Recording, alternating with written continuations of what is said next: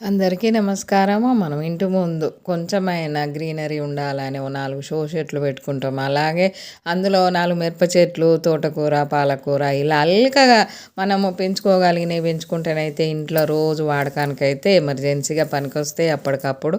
ఇంకా ఈ చెట్టు అయితే మనకు బుడబుచ్చ చెట్టు అంటారు. పువ్వులు ఇలా ఉంటాయి, కాయలు బ్లాక్ ఉంటాయి, రెడ్ ఉంటాయి. ఇది వాడడం వల్ల బ్లడ్ సర్క్యులేషన్ మంచిగా అవుతుంది అని అంటారు.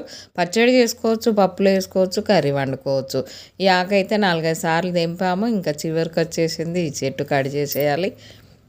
కొంచెమైన ఇంటి ముందు పచ్చగా కనబడడానికి గ్రీనర్ లాగా ఏవో ఒక చెట్లు పెట్టుకుంటే మనకు పెద్ద పనులు కాకుండా చిన్నగా చేసుకునేటట్టు కొంచెం మెంతికూర, కొత్తిమీర, పాలకూర ఇవైతే ఈజీగా మనకు ఎక్కువ రిస్క్ లేకుండా పెరిగిపోతాయి. అలాంటివి ముందు పెంచడము అలవాటు చేసుకుంటే చాలా ఈజీ.